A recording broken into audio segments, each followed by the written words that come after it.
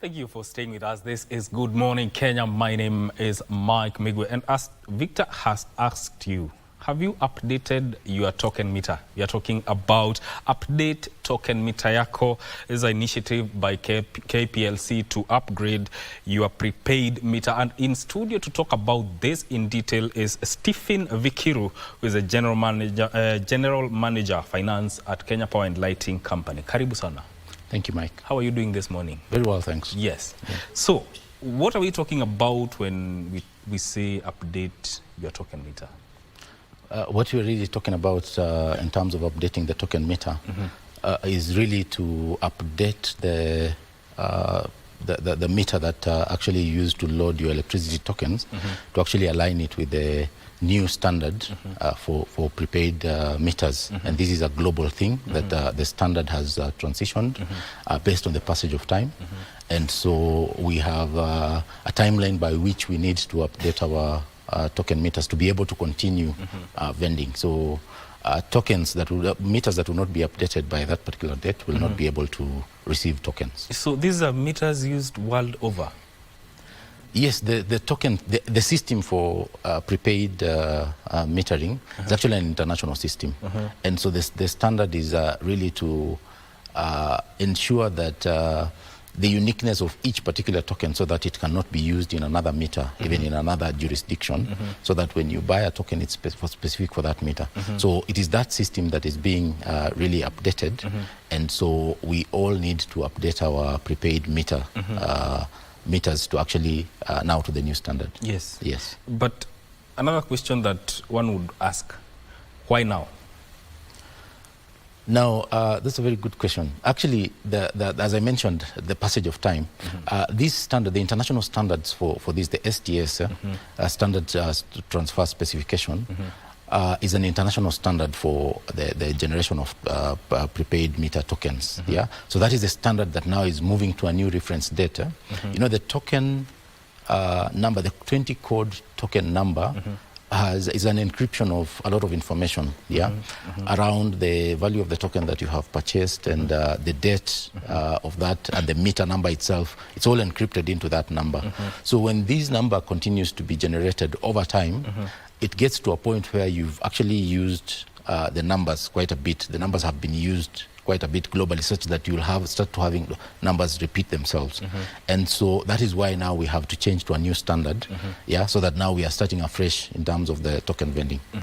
So instead of changing meters to now the new standard as such, we are resetting all meters and then updating so that now we start afresh across all meters. Yes. Yeah. And what about the normal meters that are not prepaid, the ones that were used? Postpaid meters. Yes, the postpaid. Yes, Mike. Now, that's a good question. The postpaid meters are not affected in this particular, because they do not use that system of the generation of token.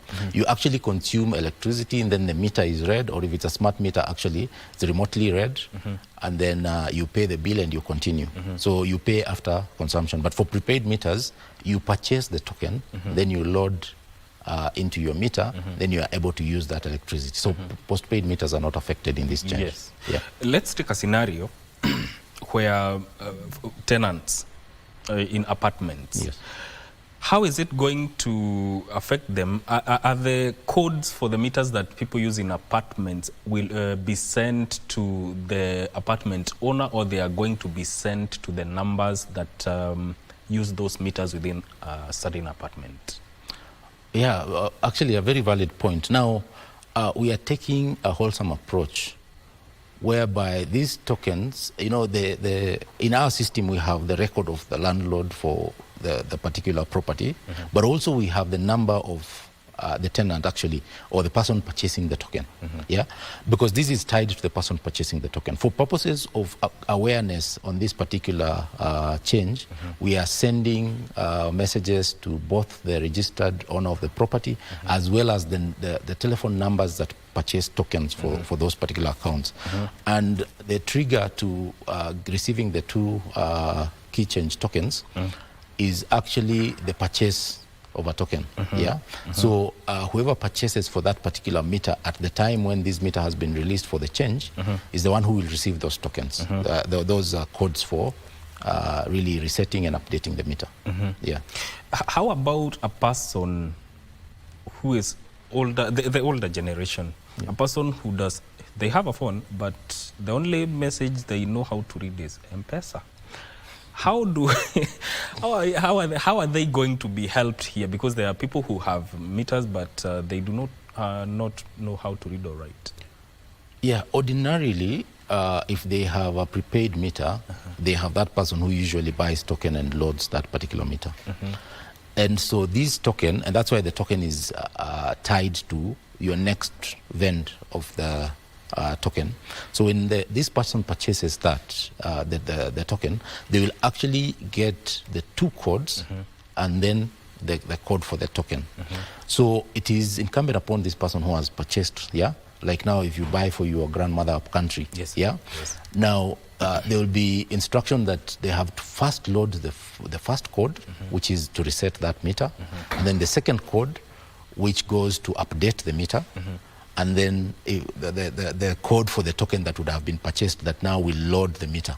Yeah. But any units existing in the meter at that time are actually safe. They remain there, so you load on top of that.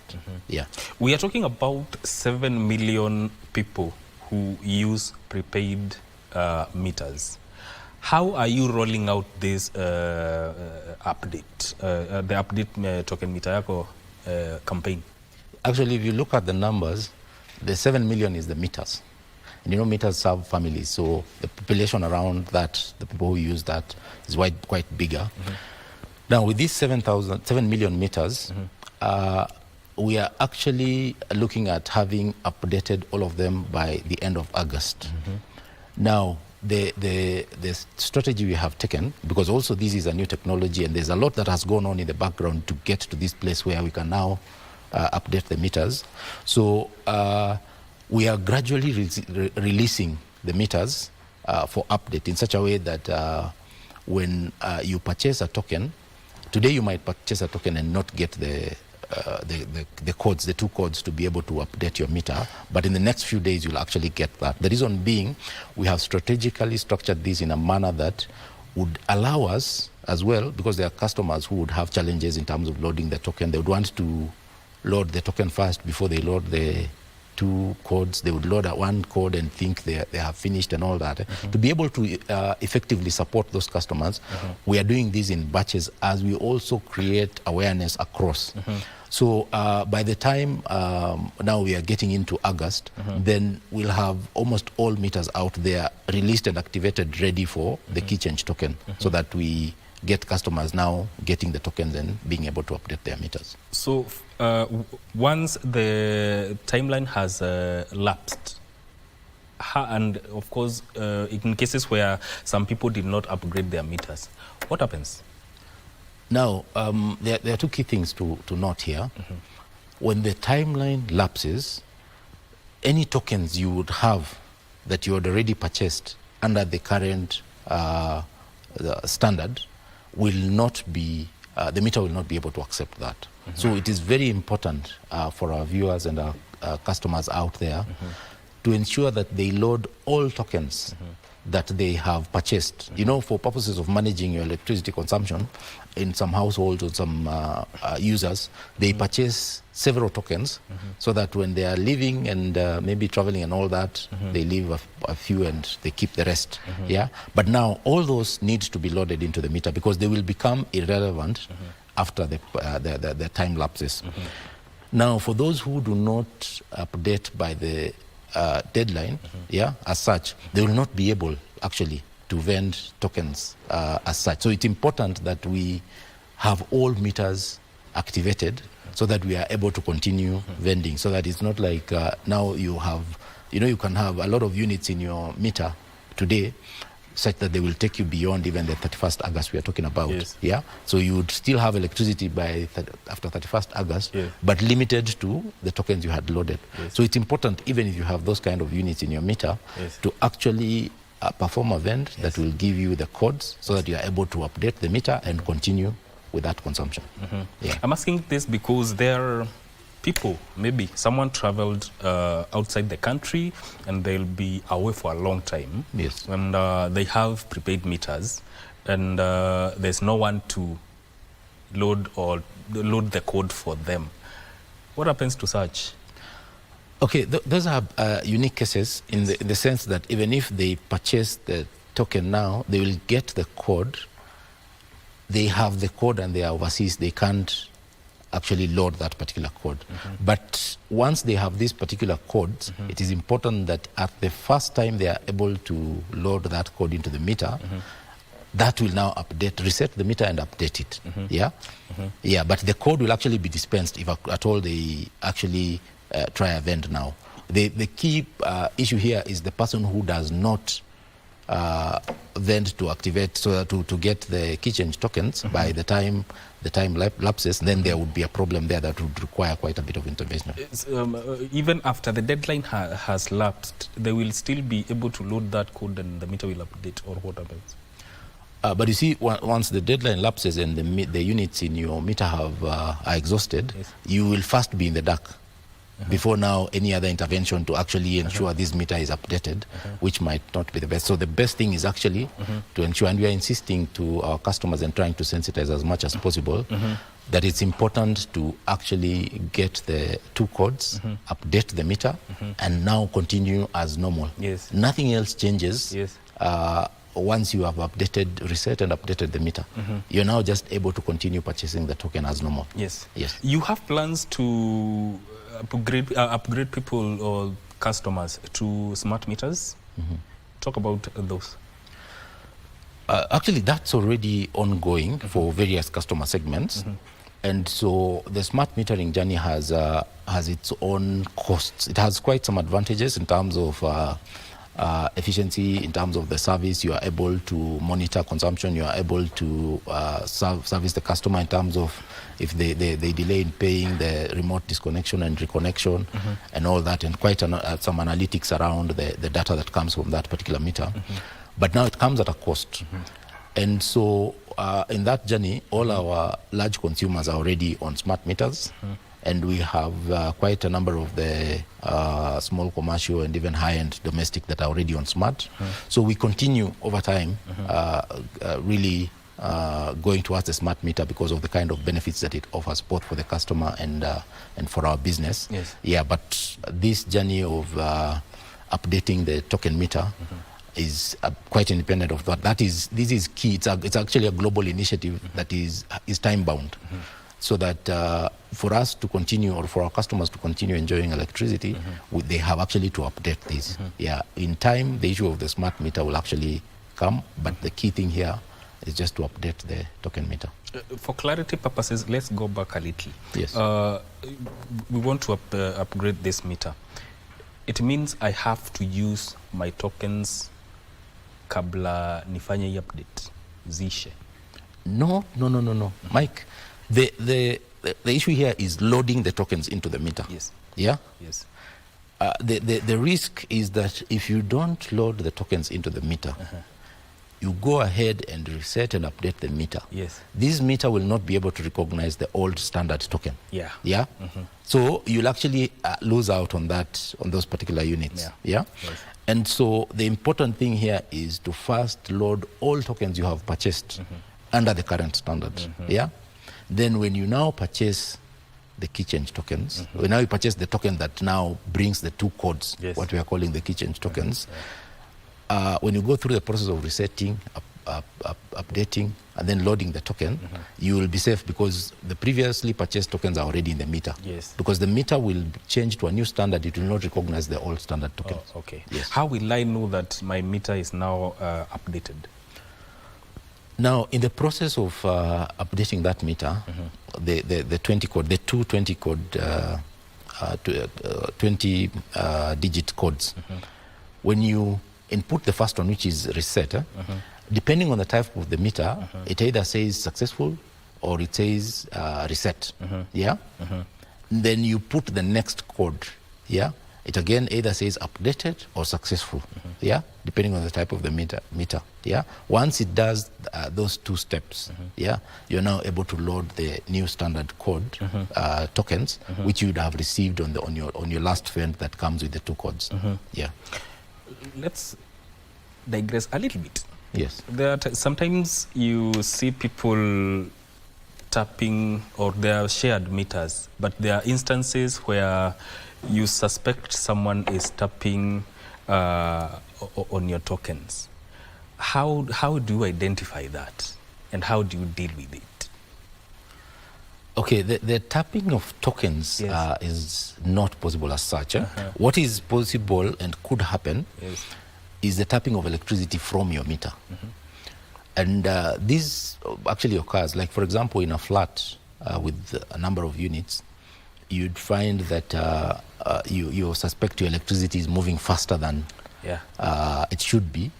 And so you find maybe, and we've seen such instances happen, somebody has connected maybe the common lighting to your meter, and so while people are using the staircase lights, the security lights out there, it's actually on your meter. But that is beyond the service that KPLC provides, because we bring the connection up to the meter board, and so the wiring beyond the meter board is really for the property owner, or really the customer as such.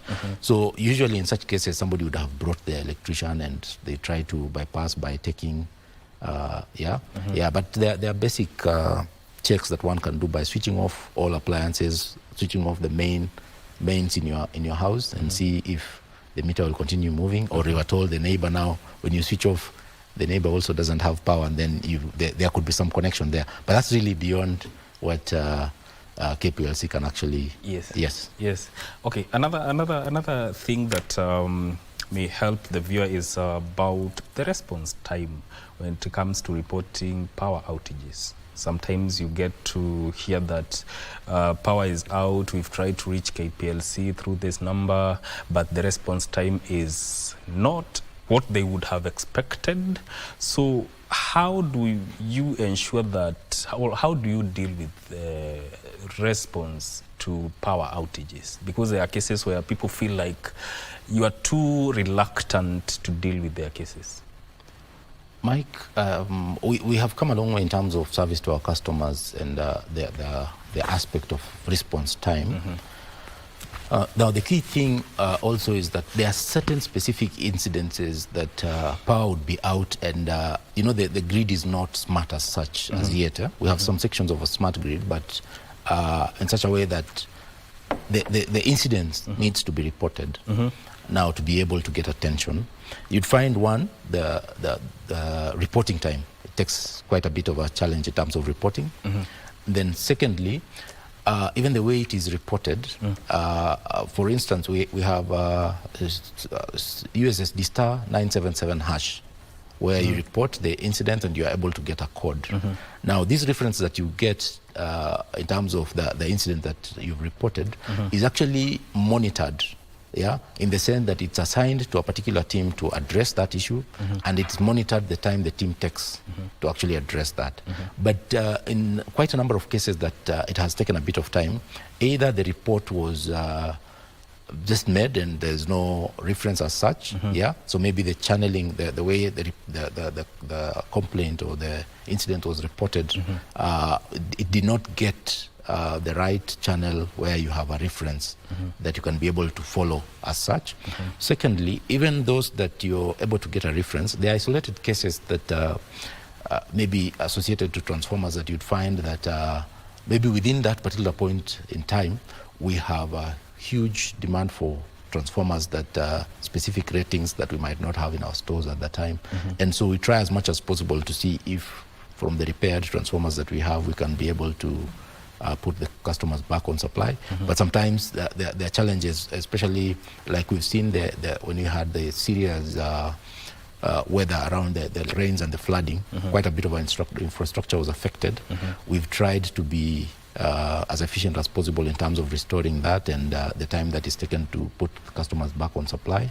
So I think it's something that we can actually improve on our side as well as with the customer in terms of the channel they use to report. And so that we are able to follow up and give a clear update and information, so that even in terms of managing the expectation, the customer knows my issue is being handled, although the specific equipment that is required might not be available today, at least in the next 3 days or in the next whatever number of days, I will be back on supply. Yes. Yeah. But to be on the safe side, you have to, the best way is to ensure you have a reference number.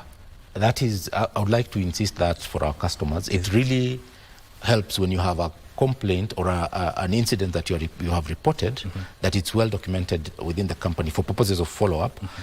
Because these are monitored. Even the performance of our teams are based on these references. So when you report through *977#, you're able to, you'll actually be called back when that incident is marked in the system as resolved, to actually confirm that it actually has been resolved. So it's very important that it's backed by reference. Yes. Someone is asking, if you have not gotten the code to reset your meters and the deadline is in a Caribbean, what happens? We have visibility of all the 7 million meters plus. And even as I said, we are releasing in batches so that we manage this journey of updating the meters. We will be aware that this number of meters are yet to be updated. And so once we get to that point where we've updated most of the meters and there are a few meters that are yet to be updated, then we will be reaching out quite a bit to ensure that also we find out what is the issue with these specific customers. Yeah, but they should just be on the lookout when purchasing a token. When they receive the 2 codes along with the token, that is their time to update their meter. Okay. Yes. Will it affect the cost of electricity? This upgrade, will it in any way affect the cost of electricity in terms of nimezoea kununua tokens za 1,000? Will it in any way affect the breakdown? Okay, absolutely not. The issue here is just the system, for the vending of tokens, that is being updated, for the specific reason I mentioned to you earlier around the standard having changed internationally, so that we are moving to a new standard of the token. Is actually that code, the way that code is actually generated is what has really changed. But in terms of the kilowatt hours that you get, that remains, that is based on the amount that you have purchased and the price of the token. And the price of the token is a tariff issue that is actually well regulated, and as we all know, there was a tariff review in April 2023. Yes. You mentioned something about kama nimenunua tokens zitanilast for like 3 months. How will I get that code? Will I need to purchase some units to get that code? Exactly. Actually, if you already have tokens that will last you beyond that timeline, it is still important to trigger to get these 2 codes that will update your meter. The trigger right now is the purchase, So you purchase whatever value of tokens, you will get those 2 codes, and then you are able to update your meter, and now you continue with even the units that were already loaded in that particular meter. Yes. So the trigger is to buy token to receive that code? At the moment, yes. As we go forward, there could be a few other interventions, like now updating that *977# to be able to get the token there. But the key thing now, the key trigger right now, to be able even to manage this, the whole journey of the transition, is the purchase of tokens. Yes. Yes. Your parting shot. Your parting shot to the viewer. Yeah. Now, I would like to urge our viewers, just to remind our viewers that this process of update token meter Yako, first of all, is free. Nobody should charge you or levy any fees in terms of that particular process. Number 2 is that if you have any tokens that you already purchased under the standard that we have been using, it is very, very important that you actually load those tokens before you actually reset. Before you enter the 2 codes, ensure you have loaded all tokens that you had purchased in the past, so that now you have value out of those tokens as well. And to encourage our customers as much as possible to look out for the 2 codes to be able to update their meters. Thank you.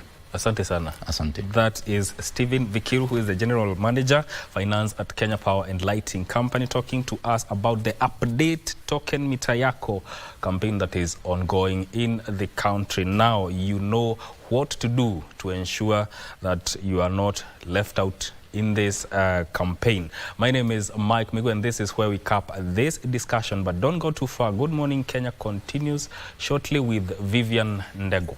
Stay with us.